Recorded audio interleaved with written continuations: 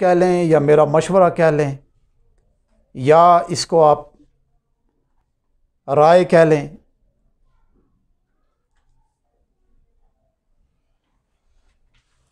सबसे पहले अमलियात क्या चीज़ है?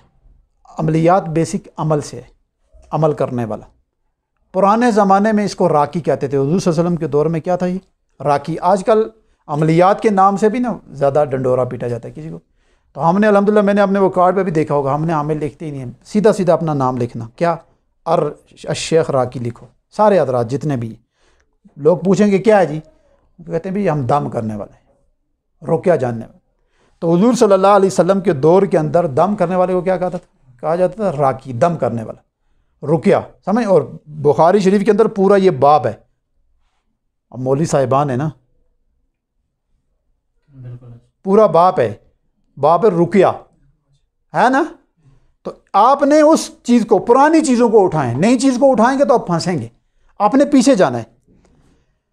पहला उसूल ये है कि सबसे पहले आपने नीयत को अपने साफ रखना है। वो नीयत क्या रखनी है आपने? कि या अल्लाह, अब मैं जो बैठ के काम करने लगा हूँ, मुझे अपनी मखलूक की खिदमत के लिए कबूल कर ले। और मेरा बैठने का मकसद ये है कि मेरे कलम से, मेरे दम से, मेरे वजीफ़े से, मेरी दी हुई चीज़ से तेरी मखलूक को नफ़ा पहुँचे। ये नीयत आपने कर लेनी। मैं भी आज से करता हूँ और आपने भी ये शुरू कर देनी कि हमारी नीयत क्या है? लोगों की खिदमत और रज़ाही इलाही। अल्लाह ताला लोगों की खिदमत क्यों करेंगे भाई? कि अल्लाह ताला हमसे राज़ी हो जाएं, अल्लाह ताला हमसे राज़ी हो जाएं, पहली बात। दूसरी बात ये देख लें, जब आप जिस जगह बैठ जाएं, जहां आप बैठ जाएं, हमारी गलती क्या होती है? अब मैं जिस इलाके में बैठ रहा हूं, जिस घर में बैठता हूं, मिसाल के तौर पर मैं अपने घर में शुरू करने लगा, 2 दिन, हफ्ता, 10 दिन के बाद तो अल्लाह ताला लोगों को भेजना शुरू कर देते, किसी न किसी ज़रिए से बंदा पहुंच आते। तो बैठने से पहले रोज़ाना की बुनियाद पे आपने अपना हिसार बांधना। एक हिसार मैं सिखाता हूं आपको सुबह शाम का, और एक हिसार है जो बैठने से पहले पहले आप करेंगे। उसकी वजह देखिए, मैं बैठ रहा हूं, मैंने 50 आदमी को चेक करना है और 50 आदमियों के बारे में मुझे कोई पता नहीं है कि इनमें से जादूगर कौन है, मरीज़ कौन है। बाज़ मरीज़ों की चक्करों में जादूगर आता है आपके सामने, और वो आपको खाली करने की भी कोशिश करेगा और आपके ऊपर अटैक भी फेंकेगा। फिर मैंने गालिबन आप साहिब से एक बात की थी कुछ देर पहले कि जादूगर जब बैठता है अपने इलाके के अंदर तो सबसे पहले आमिल की डिटेल निकालता है कि मेरे इलाके में कितने आमिल बैठे हुए हैं और कौन कौन है। उसने पूरा टारगेट करके, पूरी प्लानिंग करके फिर वो इलाके में बैठता है।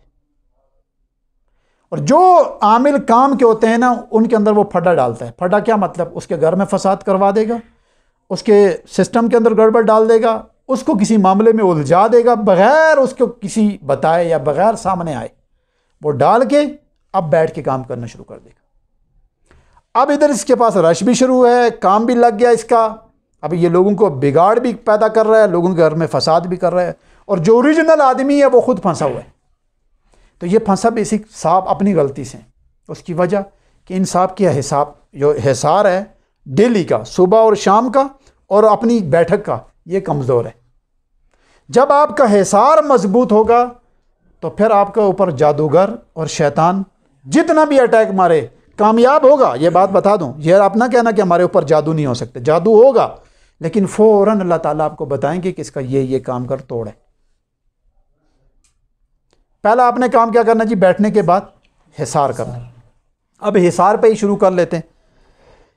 हिसार 2 हैं, एक है सुबह करना और एक है शाम करना, ये एक हिसार हो गया। और एक है आप जहां बैठेंगे उस चीज का हिसार।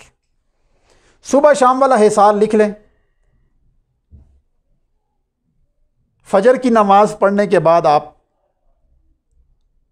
7 दफा आयतुल कुर्सी पढ़ेंगे। कितनी दफा पढ़ेंगे? 7। पहली दफा पढ़ के अपने दाईं जानिब फूंक मारनी, दूसरी दफा पढ़ के तो अपनी बाईं जानिब फूंक मारनी, तीसरी दफा पढ़ के तो सामने फूंक मारनी, और चौथी दफा पढ़ के अपने बैक पे फूंक मारनी, और 5वीं दफा आसमान की तरफ फूंक मारनी है और 6ठी दफ़ा ज़मीन के ऊपर फूंक मारनी, और 7वीं दफ़ा अपनी शहादत वाली उंगली पे दम करेंगे और अपने इर्द गिर्द कड़ा घुमाएंगे। इस कड़े जब घुमाएंगे तो अपनी नीयत, अपनी बच्चों की, अपनी बेगमात की, अपने पैसे की, जायदाद और तमाम चीज़ों की, गाड़ी भी रखी हुई है, तमाम चीज़ों को कड़े के अंदर लेंगे।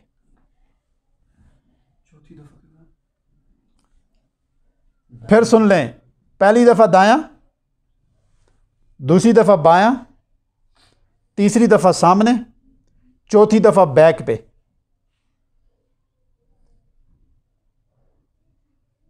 पांचवी दफ़ा आसमान, 6ठी दफ़ा ज़मीन और 7वीं दफ़ा शहादत वाली उंगली पे दम करके तो कड़ा लगाएंगे। यह हो गया एक चीज़। फजर के बाद और मगरब के बाद। इसके साथ क्या करना है, इसके साथ भी सुने, मौलवी साहब लिख चुके हैं। अच्छा एक बात, एक आदमी की स्पीड बाद दफ़ा लिखने में कमज़ोर है, मैं अर्ज़ कर, ये चीज़ नेट पे होगी और हम आपके चैनल, खैर आपको तो पता है, उस चैनल का लिंक आपके पास आ जाएगा, तो उसको आप दोबारा रिपीट भी बाद में बैठ के तसल्ली से खुद कर भी सकते हैं, क्योंकि ये हम इंशाल्लाह नेट पे चढ़ाएंगे ताकि सबके काम आए। ना भी चढ़ाई तो ये महफूज हो जाएगी, आप तक पहुँच जाएगी। ठीक है, अब इसके साथ आपने ये करना है कि आपने ये देखें, ये उंगलियाँ 3 दफ़ा पढ़ेंगे सूरह इखलास, सूरह फलक और सूरह नास। पहले पढ़ेंगे सूरह इखलास, कुल हुवल्लाहु अहद अल्लाहु समद लम यलिद वलम यूलद वलम यकुल लहू कुफुवन अहद, एक इस तरह, फिर 2, फिर 3, ये सूरह इखलास ख़त्म होगी ना। अब फलक शुरू हो गई, फिर फलक, फिर फलक, अब नास, फिर नास, फिर नास, बंद हो गया ना, ये देखें एक रह गए। अब ये हो गया, इसके बाद आप शुरू करेंगे बिस्मिल्लाहिल्लज़ी ला यज़ुर्रु मा इस्मिही शैउन फिल अर्ज़ि वला फिस समाई वहुव अस्समीउल अलीम। 3 दफ़ा पढ़ेंगे, इसी के ऊपर 3 दफ़ा, 1, 2 और 3, 3 हो गया। फिर इन दोनों को जोड़ के यूँ रखेंगे और पढ़ेंगे औज़ु बिकलिमातिल्लाहि ताम्माति मिन शर्रि मा खलक़ व ज़रा व बरा। इस लफ्ज़ को पढ़ना है आखिर में, औज़ु बिकलिमातिल्लाहि ताम्माति मिन शर्रि मा खलक़ व ज़रा व बरा। ये 3 दफ़ा पढ़ के फिर इन दोनों, ये जो आपके मुक्के बन गए, इसके ऊपर दम करेंगे यूँ, और फिर पूरे वजूद पे इसको मलना है आपने, पाँव तक पूरा वजूद, कोई जगह खाली ना रहे, इसको आपने मल लेना।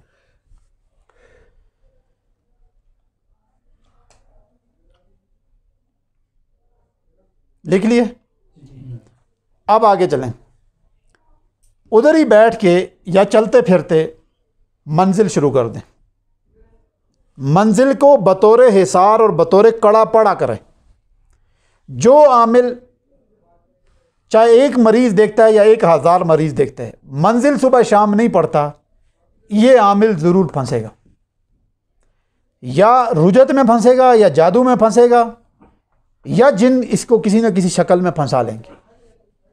और अगर इसको ना फंसा सके तो इसकी बेगम बच्चों को ज़रूर फंसाएंगे। तो आपने मंजिल को रोज़ाना 1 दफ़ा ज़रूर पढ़ना है, सुबह और 1 दफ़ा शाम, बतौर हिसार की नीयत से। अब मंजिल तो आपको सबको पता है, आपने खर्चिल्ले भी किए हुए हैं, इस जो जिसने फ्यूज़ नूर रेंट की हुई है उसके अंदर तो अल्हम्दुलिल्लाह ये है, यानी मंजिल की है इसमें पूरी तरतीब। मंजिल को जब शुरू करें तो पूरा तसव्वुर रखें, अपने पूरे घर का, बच्चों का हिसार की नीयत करके उसको शुरू करें। जब आप आखिर में पहुँचें मिनल जिन्नति वन नास पढ़ के, तो अगर घर में मौजूद हैं तो घर वाला जो कूलर है, बोतल है, पानी जो भी पीने वाला, उस पर दम कर लें, वो घर में बच्चों को और ख़ुद भी पिया करें। इसमें छोटे मोटे गंदे नज़र बाद और जो रुजत के छोटे मोटे असरात आते रहते हैं, या बड़े भी, अल्लाह ताला उनको उड़ा देते हैं। ये हो गया जी आपका हिसार मुकम्मल। पहले आपने क्या की, आयतुल कुर्सी, फिर इखलास, फलक, नाज, औज़ु बिकलिमातिल्लाहि ताम्माति बिस्मिल्लाहिल्लज़ी ला यज़ुर्रु, ठीक है। और उसके बाद मंजिल, ये आपका हिसार मुकम्मल हो गया। सुबह ये हिसार चलेगा सुबह से लेकर रात सोते वक्त तक। अब आपकी मर्ज़ी, आप मगरिब के बाद दूसरा लगा लें, या इशा के बाद दूसरा लगा लें, या सोने से पहले पहले। लेकिन एक काम ज़रूर ज़हन में रखिएगा कि अमल को डिले ना कीजिएगा। मिसाल के तौर पर मगरिब के पास आपके वक्त है, तो आप कहते हैं यार इशा के बाद कर लूँगा, तो इशा आएगी तो शैतान कहेगा सोते वक्त कर लेना, तो सोते वक्त वो करने नहीं देगा, फिर सुला देगा, तो हिसार टूटेगा। हिसार टूटेगा तो रात को बेचैन रहेंगे, तो रात के वक्त रुचत आपके अंदर दाखिल हो सकती है, आपके घर में फसाद कर सकती है। इसलिए ये ज़हन में रखें, जब मौका मिल गया, चाहे मगरिब में मिल रहा है, इशा में मिल रहा है, तो उसी वक्त बैठ के तो इस फ़ौरन। अच्छा, इस सारे टाइम में ना आपका मेरे तो अल्हम्दुलिल्लाह ज़्यादा से ज़्यादा 7 मिनट लगते हैं, 5 मिनट लगते हैं, मंजिल समेत 7-8 मिनट लगते हैं। तो 7-8 मिनट में अगर बचत हो रही है आपकी, तो फिर ये इस काम को आप हल्का ना समझें। ये हो गया जी आपका सुबह शाम का हिसार हो गया। दूसरा हिसार, जब आपने सीट पे बैठना है, सीट के उसूल समझें। जिस जगह पे आप बैठ रहे हैं, मौलवी साहब आप भी सुने, क्योंकि आप उस जगह पे आप बैठ रहे हैं जहाँ खटमल ज़्यादा है, काला ज़्यादा है, और ये इतना मास्टर है जादूगर में कि जादू हम लोग मेहनत नहीं करते। जादूगर क्या करता है, आपकी तस्वीर आपको उसने देख लिया तो वो रात को सिर्फ यूं देखेगा आपको, बस दूसरे दिन फिर आपको या तो अस्पताल के चक्कर लगाएंगे या रोडों के चक्कर लगाना शुरू करते। तो कमज़ोरी आपकी है कि आपने हिसार नहीं किया हुआ। और जैसे ही वो अपनी तवज्जो मारेगा आपके ऊपर, मैं आज आपको ये भी सिखा देता हूँ, अपनी तवज्जो को एक्टिव करें आप। तवज्जो बड़ी काम की चीज़ है। जादूगर की तवज्जो एक्टिव होती है, उसके बाद शैतान उसके पास आता है। पहले वो अपनी तवज्जो से काम करता है, फिर शैतान दाखिल करता है बंदे के ऊपर, समझेंगे। तो इसलिए आपने अपने हिसार को मजबूत करना है। सीट का उसूल ये है कि सबसे पहले कमरे में आए तो जाहिर बात है आपका काम बढ़ रहा है तो आप अपना बंदा रखेंगे, तो आपने अपने बंदे को भी ये पाबंद करना है कि भाई तूने रोज़ाना हिसार करके बैठना है। अगर आपके हिसार मजबूत हैं और साथ वाले के हिसार मजबूत नहीं है तो उसके ज़रिए से आप फंसेंगे, समझेंगे बात। तो साथ जिसको भी बिठाएं, मौलवी को बिठाएं, गैर मौलवी को बिठाएं, जिसको भी अपना असिस्टेंट रखेंगे, अपना दोस्त रखेंगे, उसको अपने हिसार में रखना है। जब हिसार अपना करें तब भी उसको कड़े में रखें, उसका सोचें, और जब वो सब साथ बैठें तो उनको हिसार सिखा दें। बिल्कुल बंदा फारिग है, जिसने नया नया काम है, तो उसको सिर्फ हिसार सिखाएं और उसको कहें ये बैठ के पहले हिसार कर फिर दरवाज़ा खोला कर, या फ़ौरन दरवाज़ा खोल, बैठ के पहले हिसार कर फिर बाद में सफाइयाँ कर। अब आप आएंगे ज़ाहिर बात है वक्त पे, मसलन मेरा वक्त शुरू होता है 10 बजे, तो मैं 9:30 आता हूँ, फिर वज़ू करता हूँ, नफल पढ़ता हूँ, फिर आके बैठता हूँ। उसका तरीका ये करें, जैसे हैं ज़ोर से सलाम कहें, लोगों से हाथ नहीं मिलाना, कोशिश करें हाथ ना मिलाएं, आते ही हाथ ना मिलाएं। बंदे बैठे हुए बैठे रहें, औरतें बस, आप आएँ सीधा चले जाएं अपनी गद्दी पे, क्योंकि ज़ाहिर बात है मरीज़ और जगह में फ़र्क होता है ना। अब मरीज़ मेरे यहाँ बैठते हैं तो मैं अंदर बैठता हूँ ना, फ़र्क है। तो सबसे पहले वहाँ बैठकर आपने अपना हिसार लगाना है, वही 7 दफ़ा आयतुल कुर्सी वाला, फिर दोबारा लगा लिया हिसार।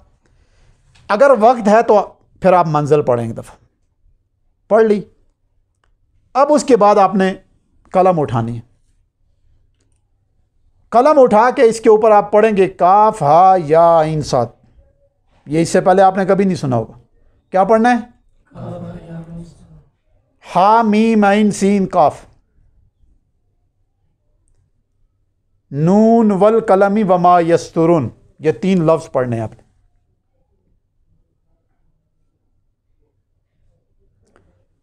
अब इस कलम पे भी और अपने हाथों पे दम कर लेना है और आप बैठ जाएं। बैठ गए,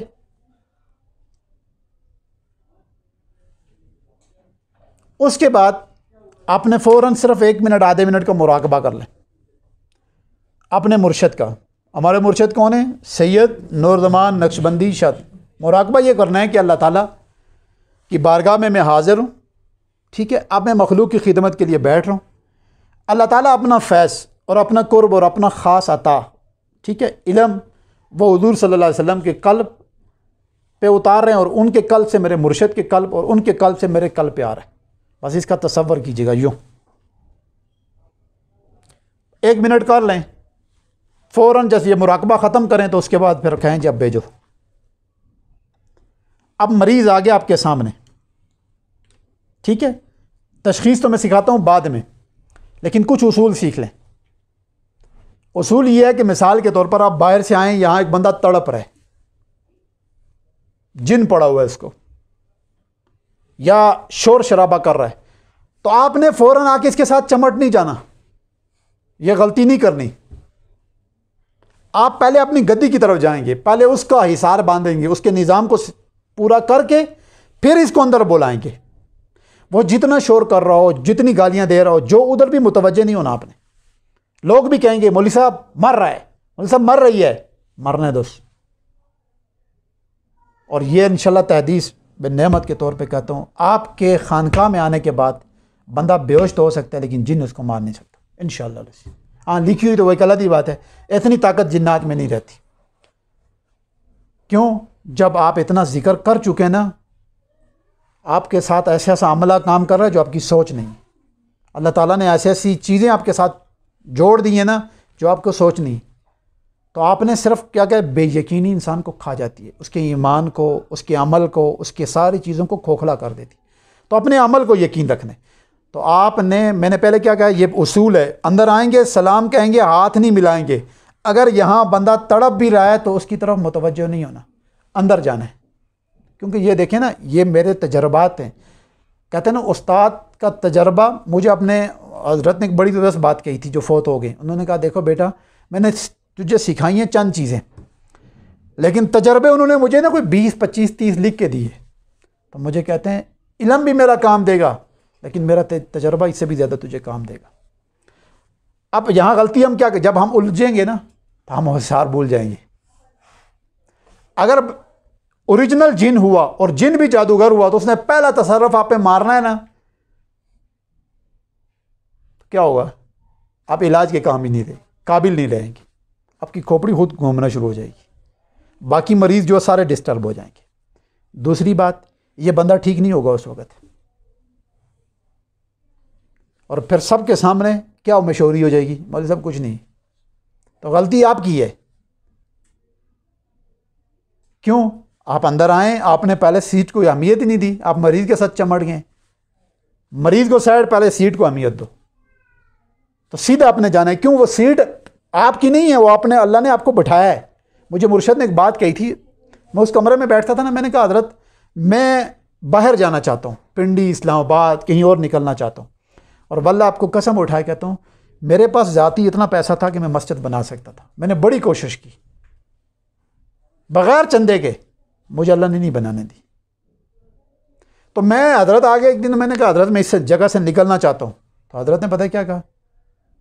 उन्होंने कहा तुझे अल्लाह ने यहाँ बैठाया है, और जो मरीज़ इब्तदा के दिनों में ठीक हुआ है उसने इतनी तुझे दुआएं दी हैं ना, तेरा निज़ाम यहीं से चलेगा, अल्लाह तुझे कहीं नहीं रखेगा। वही हुआ। 12 साल मैंने उस कमरे में गुजारे, 12-13 साल। दोनों अतराफ़ में जो हालत है वो आपके सामने है, आप देख चुके हैं। और मेरा मरीज़ गली में बैठता था, और मरीज़ कोई छोटे मोटे नहीं, मैं बड़ी दावे में जजेस तक भी इस लाइन में खड़े रहे, उसी लाइन में खड़े होते थे। एक साहब आए, उन्होंने बाद में उन्होंने कहा हाफ़िज़ साहब मैं उस जगह खड़ा रहूँ ना जहाँ मैं अपनी सीट पे अगर डस्टबिन रखी हो तो मैं अपनी इंसल्ट समझता हूँ। और सीट उसकी क्या थी, वो उसके दस्तखत इतने काम के थे, अगर वो किसी पेपर पे दस्तखत कर देता था ना तो वो मुझे खुद कहता था, उनका था चीफ जस्टिस की भी इतनी नहीं है कि मेरे जो रिमार्क ये लिखे हुए हैं, दस्तखत किए हुए हैं, इनको रिजेक्ट कर सके। तो आप कहाँ बैठे हुए हैं? मुझे कहता है। तो अगर आप, मुझे अल्लाह ताला ने उतनी सी जगह पे इतनी इज़्ज़त दी है, तो आपको ये चीज़ें मैं सिखा रहा हूँ। आपने पहले सीट को अहमियत देनी है, ठीक है? अब आपने मरीज़ को अंदर बुला लिया, तो फिर आप इलाज शुरू करेंगे। वो फिर मैं आपको तशखीस का तरीका बता देता हूँ। पहला क्या जी, ये उसूल मैंने समझा दिया ना कि आते हुए अपने मरीज़ के साथ नहीं चमटना, बल्कि सीट को अहमियत देनी है, हिसार बांधना है, फिर अगला काम करना। दूसरी बात, आपने काम शुरू किया अपने इलाके में, जहाँ भी आप बैठ गए। मैं आपसे कह रहा था थोड़ी देर पहले कि निसाब से पहले कोशिश करो अल्लाह ताला शोहरत ना दे, छुपा के रखे। जितना छुपेंगे इतने हीरे होंगे, और जितना छपने की कोशिश करेंगे ना, इतनी परेशानियां भी बढ़ेंगी। मशहूर इंसान जितना होता है ना, उसके मुखालिफिन भी बढ़ना शुरू हो जाते हैं। अब जैसे जैसे हमें अल्लाह ताला ने शोहरत दी तो मुखालिफिन भी बढ़े। लेकिन इतना फ़ायदा ज़रूर हुआ है कि आमाल होने के बाद जब अमल करते रहे, जो भी अल्लाह ताला ने दिए, या जिस मुर्शद से जहाँ से भी मिले, उनकी बरकत से अल्लाह ताला ने आज तक अल्हम्दुलिल्लाह सुम्मा अल्हम्दुलिल्लाह, अल्लाह ताला कल भी बचाए और मेरा ख़ात्मा ईमान पे करे। अल्लाह ताला ने जलील नहीं किया, ना इलाज में ना किसी और मकाम पे। बस जिस चीज़ में हाथ डाला तो अल्लाह ने फिर इज़्ज़त दी है। तो आपने ये चीज़ ज़हन में रखनी है, जैसे ही इलाज शुरू करेंगी तो आपकी मुखालफत शुरू हो जाएगी, और मुखालफत की इब्तदा सबसे पहले घर से होती है। तो आपने इस चीज़ की टेंशन नहीं लेनी। अगर काम करना है तो फिर मुखालफत को साइड पे रखो, फिर अपनी मैं को पहले से ही मार देना। मेरे उस्ताद एक बात कहा करते थे, जो अभी मुर्शिद है, बड़ी ज़बरदस्त कहते यार ज़िल्लत उसकी होती है ना जिसकी इज़्ज़त हो। हमारी इज़्ज़त ही नहीं है, हम बैठे अल्लाह के लिए हैं, हम मखलूक की खिदमत के लिए बैठे हुए हैं। कोई हमें अच्छा कह रहा है या बुरा कह रहा है उससे हमें गर्ज ही नहीं। ठीक है, इस चीज़ को अपने अपने पल्ले बांध लें। इसके साथ एक चीज़ ये भी नोट कर लें कि आपने आने वाले मरीज़ की जेब पे नज़र नहीं रखनी,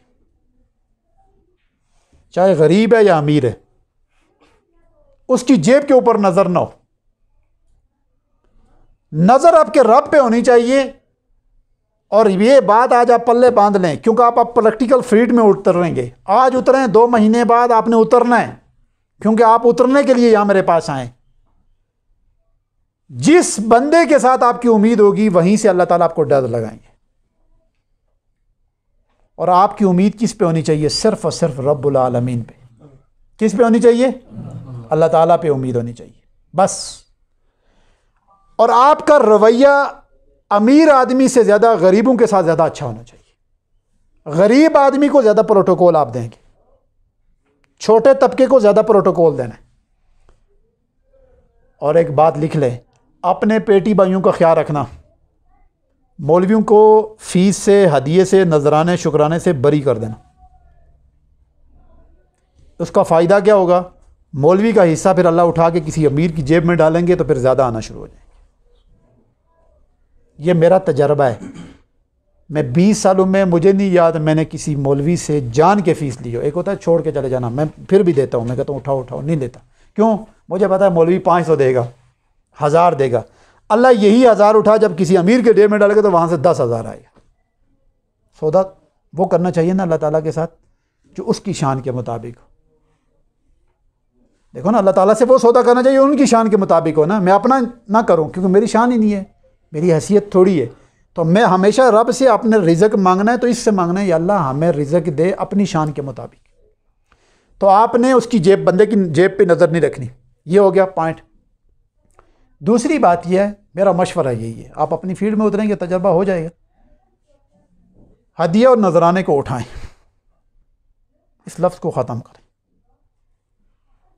फीस रखें, चाहे 150 रखें, 100 रुपया रखें, 50 रुपया रखें, 200 रखें, 300 रखें, लेकिन रखें फ़ीस।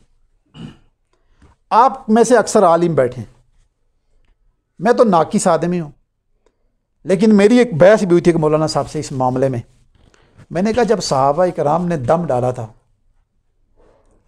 उस आदमी को, तो क्या कहा था? क्या लूँगा? 100 बकरियाँ लूँगा था ना, ये कही थी।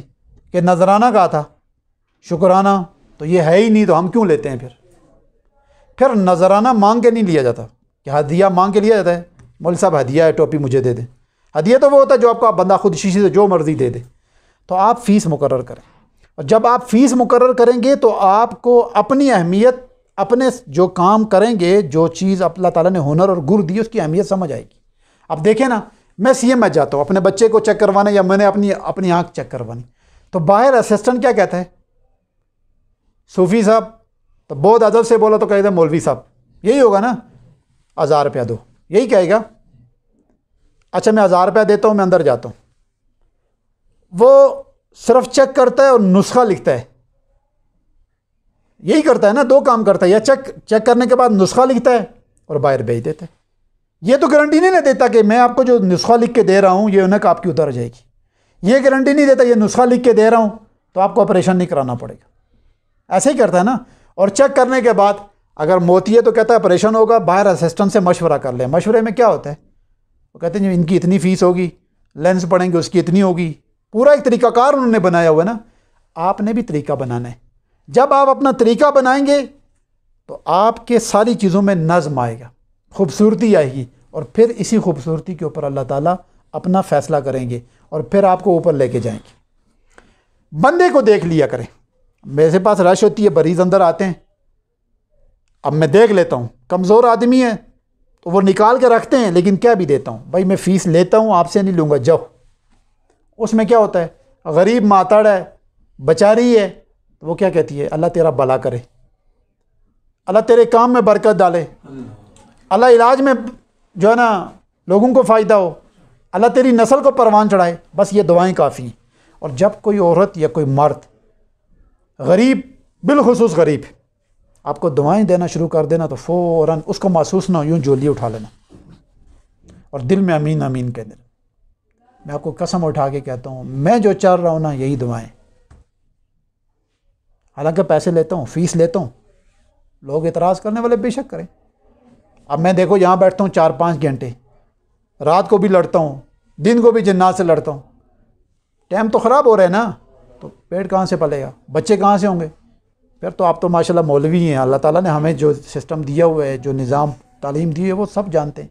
तो आपने इस चीज़ से घबराना, लेकिन माकूल ऐसा काम ना कीजिएगा जिसमें आपको भी कल पशेमानी हो या उस पशेमानी की वजह से आपके घर में भी परेशानी है।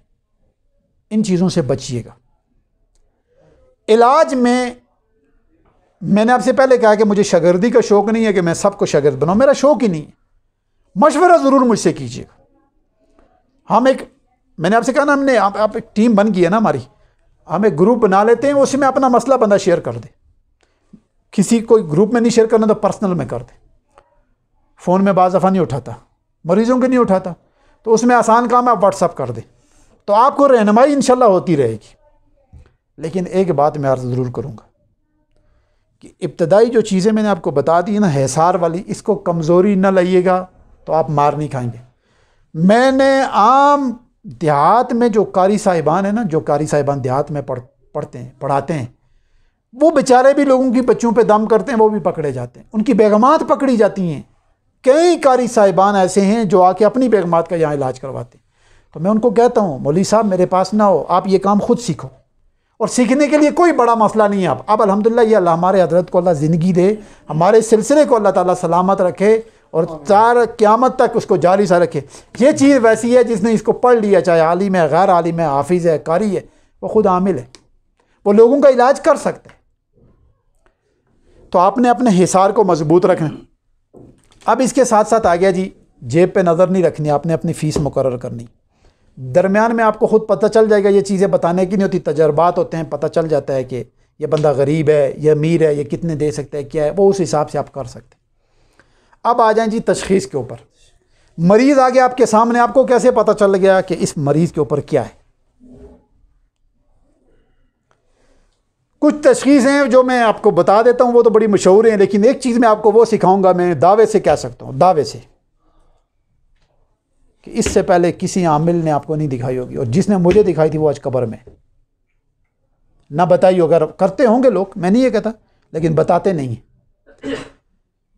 एक तो आप पहले ये चीज़ ज़हन में रखें, एक तशख़ीस वो होती है जो बंदा अंदर आए आपके पास, उसने बात की और सारा चिट्ठा कट्ठा अल्लाह ने आपके सामने खोल दिया।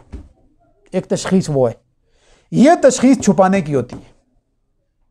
यह तशख़ीस क्या होती है? छुपाने की होती है। मिसाल के तौर पर मेरे पास यहाँ लेडीज़ आई, आप भी बैठे हुए यहाँ के बैठी, अब उसने किस्सा कहानी शुरू कर दिया, तो मैं बज़ाहिर तशख़ीस करूँगा, चाहे वो पमाइश वाली हो, पानी पे दम करके उसको चखाने वाली, पिलाने वाली हो, उसका जायका चखना है, या चीनी पे दम करके उसको दे दिया इसका जायका कैसा है, या इल्मुल आदात से, इल्मुल जफल से मैं शुरू कर दूँगा। अब ये तो मैं कर रहा हूँ, लेकिन जो असल चीज़ है वो मैं नहीं बता सकता किसी को, और मैं डायरेक्ट मरीज़ को भी नहीं कहूँगा। मिसाल के तौर पर औरत आई, मैंने देखा नहीं, उसने बात की, मैं सब शुरू हो गया। बातें ओरिजिनल हैं, क्योंकि जब मैं ओरिजिनल बातें करूँगा तो मरीज़ पानी पानी हो जाता है, ऐसा है ना। मिसाल के तौर पर आप साहब मेरे सामने बैठे, ये मुझसे मिलें, ठीक है, मैंने इनको 2-4 पिछली बातें बता दी, अब ये फ़ौरन नज़र नीची करेंगे, समझ जाएंगे ना, ऐसे है ना। अब ये बातें मुझे डायरेक्ट नहीं करनी चाहिए। क्यों? अगर ये मैं डायरेक्ट करूँगा तो मैं उस राज को जो मेरे और रब के दरमियान था, मैं उसको ओपन कर रहा हूँ। और ज़हन में रखिएगा, जब आप राज को ओपन करेंगे, पोशीदा चीज़ को ओपन करेंगे, आपका सिस्टम ब्लॉक हो जाएगा। तो आपने बज़ाहिर, जिस तरह हमारी 21 तरीके हैं तशख़ीस के, कितने तरीके हैं? 21 हैं। अब हर बंदे पे 2-4 चीज़ें खुलती हैं, 21 के 21 नहीं खुलते, लेकिन एक तशख़ीस वो होती है जो हर किसी पे खुल जाती है, लेकिन इस पर थोड़ी मेहनत करनी पड़ती है, रगड़ा लगाना पड़ता है। तशख़ीस जब खुल जाए तो फिर आपने इस चीज़ को छुपा के रखना है। मसलन ज़ाहिर कुछ और करना है, मसलन आपने इल्मुल आदात से देखा एंड निकाल लिया जादू है जी, अब उसके बाद बात शुरू करें। पता पहले आपको चल गया सारा कुछ, लेकिन मरीज़ क्या कहेगा जी, उन्होंने हिसाब निकाला है, उन्होंने ये किया है, उन्होंने वो किया। मेरे उस्ताद होते थे, वो यहाँ एक तावीज़ रखते थे, पहले पता चल जाता था, बंदा अंदर आता था ना सब चटखटा खोल देते थे कभी कभी, और कभी क्या तावीज़ पे मारते थे, इस तरह लिखते तो वो तावीज़ रख के सुंगाते थे, फिर शुरू होते थे। अब हर बंदे का ये रुझान बन गया था जी, मौलवी साहब के पास जाएंगे, तावीज़ रखेंगे, फिर बात बताएंगे। तो लोगों की बेसिक तवज्जो उधर होती है। आप लोगों को और जादूगर को ये नहीं पता चलता कि पीर को, मौलवी, आमिल के पास असल चीज़ क्या है, क्योंकि वो असल चीज़ पे अटैक नहीं मार सकता। मसलन एक बंदे का इल्मुल जफ़र है या इल्मुल आदात है, तो इल्मुल आदात पे क्या मारता रहना, वो जितनी मर्जी मारे। इल्मुल आदात थोड़ा मेरा है, वो तो आज से कई हज़ार साल पुराना है, वो तो नहीं उसका ख़त्म कर सकता। तो वो उस पर बेशक जितना मारता रहे, वो तशख़ीस मेरी ख़राब भी हो जाए ना, असल मेरी बंद नहीं होगी।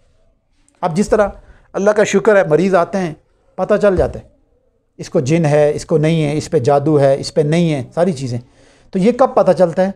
एक तशख़ीस मेरी खुली है 12 साल के बाद, और फिर दरमियान में बंद होगी मेरी अपनी गलती की वजह से। तो अभी तकरीबन 1 साल पहले की बात है, या 6-7 महीने पहले मैंने अपने हज़रत से शेयर की। मैंने कहा हज़रत मेरे साथ ये मसला हो गया। तो उन्होंने फ़ौरन मुझे अपने बिठाया। हज़रत कौन? अपने मुर्शिद सैयद नूरुज़्ज़मान साहब। उन्होंने बिठाया और बैठा के फ़ौरन मुझे मुराकबे में डाला। और मज़े की बात बताऊँ, जैसे ही मुराकबे में ख़त्म किया, मुराकबे में मैं अभी था, तो मुझे कहते हैं तशख़ीस कर। अच्छा, मैंने नाम डाला फ़ौरन, इस तरह आके मैंने नाम डाला सारा कुछ। मैंने कहा हज़रत ये नाम है, ये क्या आ रहा है?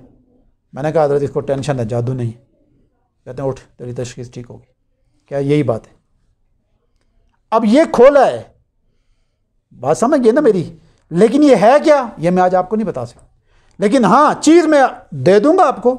आपकी कब खुलती है, ये आपकी अपनी है। मैंने आपसे कहा ना कि मुझे अपने पहले उस्ताद ने टोटल 3 चिल्लों में, 3 चिल्ले को बहुत बड़ी चीज़ नहीं होती, आप ये कह लें कि 90 दिनों के अंदर उन्होंने अपना सब कुछ मुझे ट्रांसफ़र कर दिया।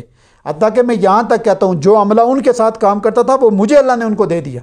मुझे दे के वो दुनिया से चले गए, और मैं बेवकूफ़ बन के एक आदमी के आगे खुला। बल्कि ये साहब भी इस बात के गवाह हैं, कारी साहब भी गवाह हैं, ठीक है। वो मुल्तान का एक था, मैं उसके आगे खुला, वो मुझसे सब कुछ लेके चला गया। गलती मेरी थी।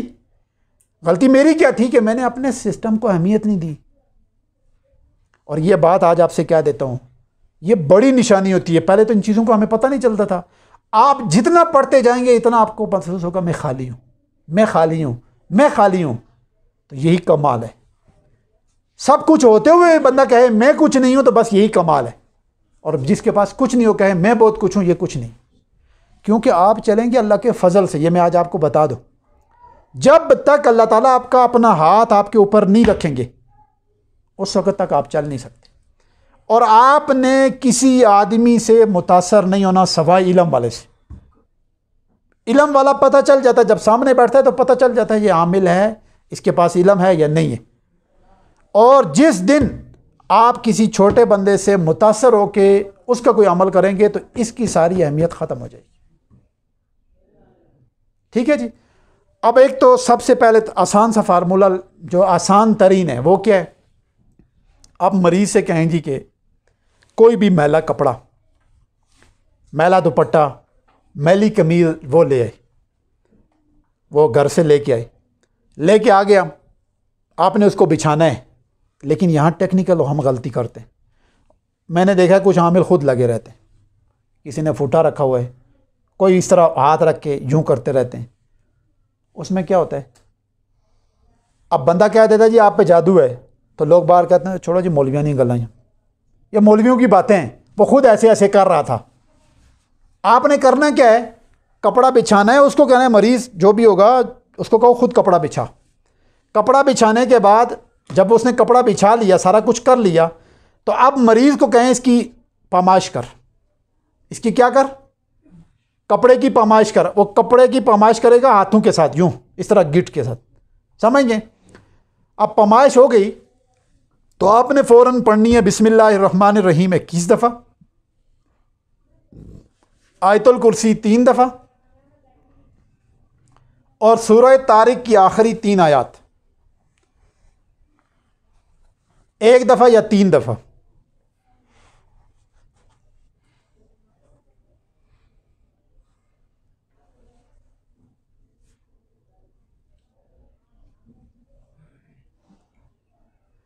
पढ़ने के बाद दम करें कपड़े पे और मरीज से कहें फिर पमाइश करें। जब मरीज पमाइश करेगा तो कपड़ा अगर जादू हुआ तो कम होना शुरू हो जाएगा, अगर उस पर जिन्नात हुए तो वो बढ़ना शुरू हो जाएगा। कपड़ा कम क्यों होगा? कि जिस आदमी पे जिस चीज़ पे जादू पड़ता है तो उसको सुकेड़ देता है। कारोबार पे जादू पड़ता है तो कारोबार बंद होता है या बढ़ जाता है? बंद होता है ना, तो सुकड़ गया ना। क्या मतलब हुआ? सुकड़ गया। इसी तरीके से अगर वो कपड़ा बढ़ रहा है तो फिर जिन्नात है। क्यों? इंसान वजूद एक है, तो जब दूसरी चीज़ दाखिल हो जाएगी तो 2 हो जाएंगी ना। या एक कपड़ा है, इसमें जब कोई चीज़ अटैच करेंगे तो ये 2 होना शुरू हो जाएगी।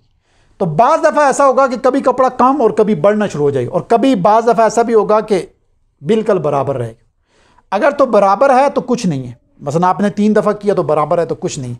फिर आप मरीज़ से हिस्ट्री लेंगे, उससे पूछेंगे इनको है क्या, या मरीज़ अपनी हिस्ट्री खुद बयान करेगा। तो आपने फ़ौरन अगली जो तशख़ीस मैं बताऊंगा उसके ऊपर एक मैं बता देता हूं, वहाँ तवज्जो रखनी है। जब वहाँ तवज्जो रखेंगे तो आपको फ़ौरन आवाज़ें आना शुरू हो जाएंगी। तो ये दूसरी तशख़ीस है जो मैं एंड में बता दूंगा आपको।